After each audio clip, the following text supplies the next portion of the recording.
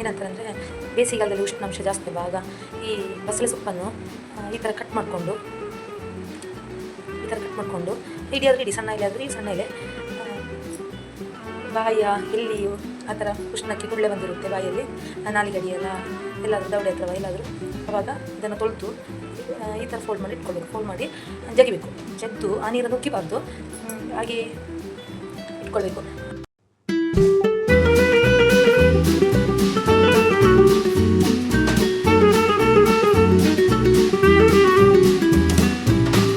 ನೋಡಿ ಫ್ರೆಂಡ್ಸ್, ಬಸಳೆ ಎಷ್ಟು ಚೆನ್ನಾಗಿದೆ ಅಂತ. ಚೆನ್ನಾಗಿದೆ.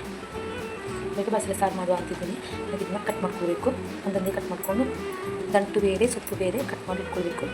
ಅದಕ್ಕಿಂತ ಮುಂಚೆ ನಾವು ಸಾಂಬಾರಿಗೆ ಏನೆಲ್ಲ ಪದಾರ್ಥಗಳು ಹಾಕ್ತಾರೆ ಅಂತ ನೋಡ್ಕೊಳ್ಳೋಣ. ತೆಂಗಿನಕಾಯಿ ತೊಳೆದಿಟ್ಕೊಂಡಿದ್ದೀನಿ, ಕೊತ್ತಂಬರಿ 1 ಸ್ಪೂನು, ಅರಶಿನ ಮತ್ತು ನಾನು 2.5 ಸ್ಪೂನ್ ಹಾಕ್ತೇನೆ. ಅಂದರೆ ಇದು ಕಾಶ್ಮೀರಿ ಚಿಲ್ಲಿ ಖಾರ ಇರಲ್ಲ, ಕಲರ್ ಮಾತ್ರ. ಹಾಗೆ 3 ಸ್ಪೂನ್ ಹಾಕ್ಕೊಂಡೆ. ಹಾಗೆ ಒಂದು ಅರ್ಧ ಸ್ಪೂನ್ ಜೀರಿಗೆ, ಸ್ವಲ್ಪ ಹುಣಸೆ ಕಟ್ ಮಾಡ್ಕೊಂಡಿರೋ ನೀರುಳ್ಳಿ ಅರ್ಧ 2-3 ಬೆಳ್ಳುಳ್ಳಿ, ಸ್ವಲ್ಪ ನೀರು ಸೇರಿಸ್ಕೊಂಡು ರುಬ್ಕೊಳ್ಳುವ. ಹಾಗೆ ಖಾರ ರುಬ್ಬಿ ತಗೊಂಡೆ. ಇದೀಗ ಸೈಡ್ಲಿಟ್ಟು ಹೀಗಾಗಿ ಇದನ್ನು ಕಟ್ ಮಾಡ್ಕೊಳ್ಳುವ ಅಂತ.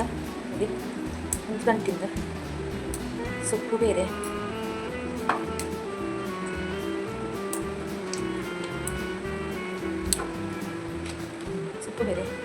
ದಂಟು ಬೇರೆ, ಈ ಥರ ಮಾಡ್ಕೊಳ್ಬೇಕು.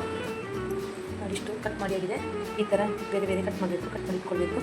ಹಾಗೆ ಮತ್ತು ಬೇರೆ ಎಂತ ಗೊತ್ತುಂಟಾ, ನಿಮಗೆ ಬಸಳೆ ಸೊಪ್ಪಿನಲ್ಲಿ ಇನ್ನೂ ಸಹ ಒಳ್ಳೆಯದು ಉಂಟು. ಇದು ಬಂದು ತಂಪಲ್ವಾ, ಇದು ಏನಂತಾರೆ ಅಂದರೆ ಬೇಸಿಗೆಗಾಲದಲ್ಲಿ ಉಷ್ಣಾಂಶ ಜಾಸ್ತಿ ಆಗ ಈ ಬಸಳೆ ಸೊಪ್ಪನ್ನು ಈ ಥರ ಕಟ್ ಮಾಡಿಕೊಂಡು ಇಡೀ ಆದರೆ ಇಡೀ ಸಣ್ಣ ಎಲೆ ಆದರೆ ಈ ಸಣ್ಣ ಎಲೆ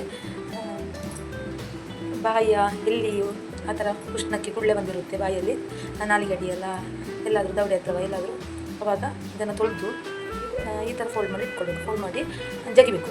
ಜಗ್ದು ಆ ನೀರನ್ನು ಉಗ್ಗಿಬಾರ್ದು, ಹಾಗೆ ಇಟ್ಕೊಳ್ಬೇಕು. ಅಂಥ ಜಾಗದಲ್ಲಿ ಒಂದು ಅರ್ಧ ಗಂಟೆ ಆದರೂ ಇಟ್ಕೊಳ್ಬೇಕು, ಮತ್ತೆ ಒಗಿಬೇಕು. ಆವಾಗ ಸ್ವಲ್ಪ ಕಡಿಮೆ ಆಗ್ತದೆ. ನಾವು ಹಾಗೆ ಮಾಡೋದು, ಅದಕ್ಕೆ ನಾನು ತಿಳಿಸ್ಕೊಟ್ಟೆ ನಿಮಗೆ. ಬನ್ನಿ ಇನ್ನು ಪದಾರ್ಥಕ್ಕೆ ಕಟ್ ಮಾಡಿಕೊಂಡು ಇನ್ನು ಸಾರು ಮಾಡ್ಕೊಳ್ಳೋ ಅಂತ ಟೈಮ್ ಆಗಿದೆ. ನೋಡಿ, ಇದರಿಂದ ಕಟ್ ಮಾಡುವಾಗ ಈ ಥರ ನಾರುಗಳು ಬರುತ್ತೆ, ನಾರುಗಳು ತಗೊಳ್ಬೇಕು. ಈಗ ನೋಡಿ, ಕಟ್ ಮಾಡಿ ಇಟ್ಕೊಂಡಿರೋದು ದಂಟಲ್ಲಿ ಮಾತ್ರ ನಾರುಗಳಿರೋದು. ಇದರಲ್ಲಿ ಏನಾದರೂ ಹುಳ ಉಂಟು ಅಂತ ನೋಡ್ಕೊಳ್ಬೇಕು. ಹುಳ ಉಂಟು ನೋಡಿಕೊಂಡು ಮತ್ತೆ ಕಟ್ ಮಾಡ್ಕೊಳ್ಬೇಕು. ನಾನು ಇಷ್ಟು ದಂಟು ಕಟ್ ಮಾಡ್ಕೊಳ್ತಾ ಇದ್ದೀನಿ.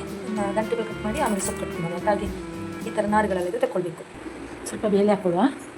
ಬೇಳೆ ಹಾಕಿದ್ರೆ ಚೆನ್ನಾಗಿರುತ್ತೆ. ಅದು ಬೇಳೆ ತೊಳ್ಕೊಂಡು 2 ಸಲ ತೊಳ್ಕೊಬೇಕು. ಹಾಗೆ ದಂಟನ್ನು ಹಾಕ್ಕೊಳ್ತಿದ್ದೇನೆ. ದಂಟನ್ನು ತೊಳ್ಕೊಳ್ಳುವ. ನೋಡಿ, ಚೆನ್ನಾಗಿ ತೊಳ್ಕೊಳ್ಬೇಕು. ಹಾಗೆ ಸೊಪ್ಪು ತೊಳ್ಬಿಟ್ಕೊಳ್ತಿದ್ದೀನಿ. ಚೆನ್ನಾಗಿ ತೊಳಿಬೇಕು. ಸೊಪ್ಪು ಸಾಕೊಳ್ತಿದ್ದೀನಿ ತೊಳ್ಕೊಂಡು.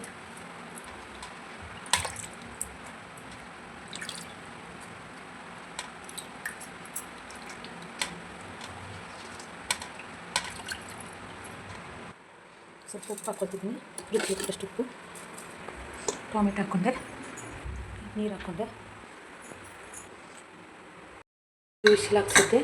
ಹೇಗಾಗಿದೆ ನೋಡ್ಕೊಂಡ್ಬರೋಣ ಬನ್ನಿ. ನೋಡಿ, ಚೆನ್ನಾಗಿ ಬೆಂದಿದೆ. ಇವಾಗ ಅದನ್ನೊಂದು ಪಾತ್ರೆಗೆ ಹಾಕೋಣ.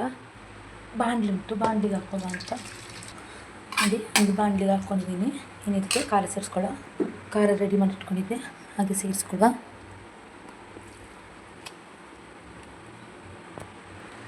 ನೋಡಿ, ಸಾಂಬಾರು ಸೇರಿಸ್ಕೊಳ್ತೀನಿ ಹಾಕ್ಕೊಂಡಿರುವಂಥದ್ದು. ಅದನ್ನ ಮಿಕ್ಸ್ ಮಾಡಿ ಇನ್ನು ಕುದಿಲಿಕ್ಕೆ ಇಟ್ಟಿದ್ದೇನೆ.